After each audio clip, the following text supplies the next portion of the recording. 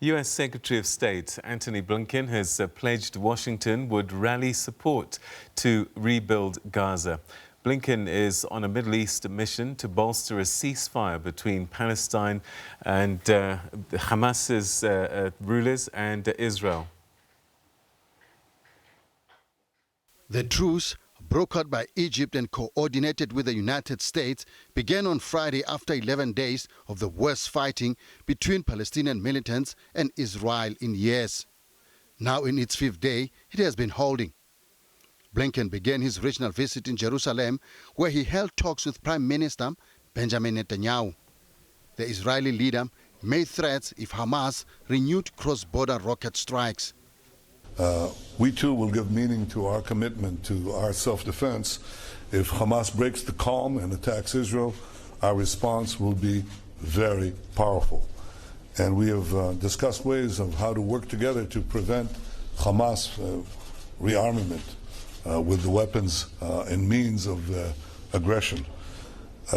We need to work together to expand normalization between Israel and Arab and the Muslim world, and deepen the peace treaties that we already have. We discussed also how to improve the lives and the conditions of the Palestinians, the humanitarian conditions in Gaza, including the question of the return of our MIAs and 2 civilians who are there, as well as building economic growth for Judea, Samaria, the West Bank, with international cooperation and participation. Blinken said the U.S. will work to rally international support around that effort and make its own significant contributions. We'll continue to strengthen all aspects of our long-standing partnership. And that includes consulting closely with Israel, as we did today, on the ongoing negotiations in Vienna around a potential return to the Iran nuclear agreement, at the same time as we continue to work together to counter Iran's destabilizing actions in the region. We know that to prevent a return to violence, we have to use the space created to address a larger set of underlying issues and challenges. And that begins with tackling the grave humanitarian situation in Gaza and starting to rebuild. We'll work with our partners, closely with all, to ensure that Hamas does not benefit from the reconstruction assistance. At the same time, we need to work to expand opportunity for Palestinians in Gaza and in the West Bank, including by strengthening the private sector, expanding trade and investment, and other means. Blinken will be in the region through Thursday and will also travel to Egypt and Jordan. In tandem with his visit, Israeli authorities allowed fuel, medicine and food earmarked for Gaza's private sector to enter the territory for the first time since the hostilities began on May 10th. In Gaza City, fishermen were allowed to get to the sea again. Blinken was due to meet Western-backed Palestinian President Mahmoud Abbas in Ramallah in the occupied West Bank later in the day. For more on this situation, we're now joined via Skype by Nader Hashemi, who's the director for the Center for Middle East Studies in Denver, at Denver University in Colorado. Thanks very much indeed for joining us. Welcome to the program. Thank you for the invitation. Would you say that there's a change in tone and language at the White House regarding how they deal with Israel and Palestine? Fundamentally, there's been no change. At best, one can say there's been a slight change in tone and language when it comes to the Palestinians, where for the first time you're seeing the Biden administration recognizing that the Palestinians have the same right as Israelis to live in peace, security, prosperity, and to have democracy. So the tone is slightly different, but the policies, the underlying policies of the United States toward the Israel-Palestine conflict remain the same. And that's a policy of unconditional support for Israel and no serious attempt to support the same rights for the Palestinians in terms of their security and desire for nationhood. Might that change, though? Because there does seem to be a shift globally in terms of attention and the language that's being used abroad. We're seeing demonstrations outside Israeli embassies quite a bit now. No, you're correct. I think the change that's happening, and that is positive and bodes well for a just and lasting resolution of this conflict, is not happening at the level of the state. It's not happening in the White House, or it's not happening in the European Union. It's happening among global civil society activists. People are organizing, mobilizing, pressuring their politicians. And in that sense, I think there's some room for optimism. But of course, it's a long-term sense of hope, because there's no indication that any of the major countries in the world, the United States, the European Union, Canada, have shifted one iota in terms of their unconditional support for Israel. But their populations, I think, have shifted in significant ways. And I think, I see a direct parallel here between what was happening in the 1970s and 80s with respect to South Africa, where governments really didn't want to do anything serious or substantive with respect to apartheid in South Africa, but global civil society was mobilized and effectively forced governments after a long campaign to shift their policy. So in that sense, I think there's something positive to discern from these recent events. What can Antony Blinken achieve in Israel? He's talking about trying to shore up the ceasefire. What does that mean? It doesn't mean very much. Look, Antony Blinken is there to engage in crisis management, not in a genuine effort to resolve this conflict. And of course, his pledge to reconstruct and rebuild Gaza absolutely makes no sense when it was U.S.-made weapons that have turned large parts of Gaza into rubble. And of course, we've seen this horror show before, because this is not the first Israel-Gaza war. An identical series of events took place in 2009, 2012, 2014, and now just recently. And so Gaza gets rebuilt, but then it gets destroyed again by Israel with strong U.S. support and with American weapons. So, logically, it makes no sense. And of course, the quarantine and the refusal to talk to Hamas also makes no sense, because this is happening at the exact same time when the United States is talking to the Taliban. So, there's no really coherent U.S. policy here. I think what Blinken is up to fundamentally is to just manage this crisis, hoping it will go away, and then it will be back to business as usual. Netanyahu says that they needed to break as much of Hamas's capacity so that it makes it difficult for them to rebuild. Do you think that he succeeded? I suppose it's difficult to assess the damage, but that seems to be what was at the heart of this massive bombardment. You're right. That was the, I think, strategic and military goal.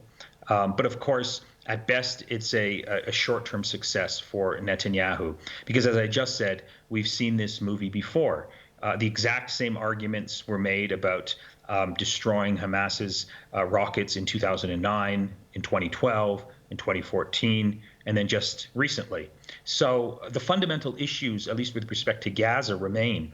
And note how Tony Blinken does not want to talk about those fundamental realities. The fact that the Gaza Strip has been under a blockade, an Israeli-Egyptian blockade, for 15 years. 2 million people live there, half of them children. No one can enter, no one can leave. 97% of the water is toxic, 70% unemployment. Those are the underlying conditions that produce instability in the Gaza Strip, to say nothing of the larger fundamental issues, the larger underlying issues that are driving this conflict, and that's the ongoing dispossession and dehumanization of the Palestinian people. They're largely a refugee population. They live under occupation. They have no hope for statehood. And so these are the fundamental drivers. So, Netanyahu is going to keep talking about Hamas rockets, and Blinken is going to keep talking about unconditional support for Israel and reconstructing Gaza. But fundamentally, it won't shift the underlying factors that are driving this conflict. One gets a sense, particularly in this past 2 weeks, that there are two Palestines at play here. And I wonder how that is playing to the US. Do they favor the PLO and the West Bank more as wanting them to represent the Palestinian cause rather than Hamas? Yes, they do. But let's be clear why the United States favors the Palestine Authority and Mahmoud Abbas over the Hamas-controlled Gaza. Because Mahmoud Abbas essentially is an 85-year-old monumentally corrupt dictator, very similar to the other Arab dictators in the region that the United States strongly supports. I mean, Blinken, after this visit, is going to go meet with the dictator in Cairo and then the dictator in Amman. And so they like these types of compliant, I think, leaders in the Arab world who don't fundamentally challenge American interests and don't pose a serious threat to Israel. That's why, he's Mahmoud Abbas in Ramallah is supported. And let's not forget, the level of, hypocrisy here on behalf of the United States, specifically the Biden administration, seems to know no limits when it comes to the question of democracy. I mean, this is the theme that Biden and Blinken campaigned on. They're supposed to organize a big global summit on democracy. And then in the context of the Palestinians, Mahmoud Abbas just delayed Palestinian elections that are 15 years old, once again, while the United States quietly approved. So it's very tough to sort of take U.S. foreign policy seriously when one sort of evaluates it from the perspective that I've just outlined. At the beginning of this conversation, you said that we've seen this movie play out before, but it does seem as if the sequels are now getting harder and harder to just watch and let them be. No, that's correct. I think part of the reason is because Israel's treatment of the Palestinians becomes more egregious with every passing year, but also there's been a shift in global public opinion. There's been a clear shift in the United States in terms of public opinion within the American Jewish community, within the U.S. Congress, and no longer are people willing to simply turn a blind eye and watch colossal suffering take place, as we saw recently in the Gaza Strip. So I think in that sense, there is a sense that this new outrage, this new mobilization opens doors for a just resolution of this conflict. But of course, that's far from certain. I think public opinion basically has shifted. It is way ahead of the policies of the United States. And I think the big battle and the big challenge now is how to translate this shift in public opinion, this moral power that the cause of Palestine now wields, into political power. And that's the challenge that lies before us. Earlier in the week, I spoke to a former member of the Knesset, and I asked her about the blockade, and I said, keeping Palestinians caged, essentially, that's how it was described to me, is a difficult one for them, and people will do whatever they need to do to get free. She then raised an interesting point. She says but the border between Gaza and Egypt is also closed. And I'm just wondering if you can explain that.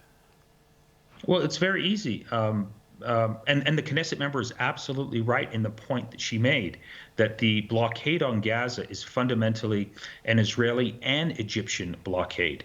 The government in Egypt is if you want to be honest, a fascist dictatorship backed by the United States that represses its own citizens. It doesn't really care about human rights, not for its own citizens, and certainly not for the Palestinians. So absolutely, yes. General Abdel Fattah el-Sisi, the Western-backed dictator in Cairo, is a big part of this problem, not only in terms of the blockade in Gaza, but in terms of the monumental repression within Egypt itself, which has broken new records in terms of human rights violations, executions, etc. So this just compounds, I think, the broader problems in the Middle East that are rooted in Western support for these types of oppressive regimes, whether it's Israel or whether it's Egypt. Is there a path back to some kind of peace talks or negotiations? When we look at the occupations that have taken place in Palestinian territories, when you look at the map, I just can't see how a two-state solution can exist anymore. It's difficult to envision a two-state solution given the massive expansion of Israeli settlements. Theoretically, I think it is possible. You know, if you know anything about the struggle for independence in Algeria, there were roughly 2 million French citizens living in Algeria after the war was over in 1962. Most of them went back to France. Theoretically, if there's political will, the Israeli settlements can be removed. But it's a tall order. But now, you know, there's a major debate on this issue for precisely the reasons that you allude to, that there's too many Israeli settlements on Palestinian land that makes removing them too difficult. And so there's an argument now backed by, you know, the human rights community that the only just resolution of this conflict is a one-state solution, a binational state where both Israelis and Palestinians will have, you know, equal rights under the law. That's, of course, is a tall order because the official position of most of the governments around the world is in favor of a two-state settlement based on the 1967 borders. So the question remains unresolved, and I think really the answer to the question lies in the United States. The United States has the influence and the power over the parties to this conflict, primarily the Israeli side, to force concessions. But of course, it's unwilling to do that. But we're beginning to see cracks in the United States at the level of Congress, you know, new demands to put conditionality on U.S. support for Israel. So, you know, if that trend continues, then I think there's reason for some cautious optimism. All right, so fundamental policies unlikely to change between the United States and Israel, but it would appear that Antony Blinken has to live up to his word, I guess, to make sure that some action in rebuilding Gaza happens and happens quite quickly and visibly for, if nothing else, the optics. No, you're right. I think there is that pressure. I think he's responding in many ways to pressure within the United States and within his own party. I mean, just yesterday, 500 members of the Democratic Party in the United States released an open letter strongly critical of Joe Biden and Antony Blinken's unconditional support for Israel, basically asking and demanding that the United States hold Israel to account, be more fair-handed and even-handed in terms of U.S. policy. So that's the pressure that I think is in part pushing Blinken. There's a lot of optics here, but that's all that Blinken, I think, is interested in, to sort of deal with this crisis, show that there's humanitarian aid flowing into Gaza, and then claim some sort of victory so he can move on to other things. But again, I want to stress the underlying roots of this conflict remain unresolved, and that's the fact that one of the key parties to this conflict, the Palestinians, remain a refugee population under occupation with no statehood and no national or human rights. And until that's resolved, this conflict isn't going away. Nader Hashemi, we'll leave it there. Thank you very, very much indeed for your insights. Greatly appreciated. Thank you. Thank you much. All right, that's Nader Hashemi speaking to us from the United States about Antony Blinken's visit to Israel. And he says that not much will change in terms of fundamental policy, but perhaps the language and the tone outwardly might shift given the global change and changes that are taking place in terms of the attitudes that the world has towards Israel and the plight of the Palestinians.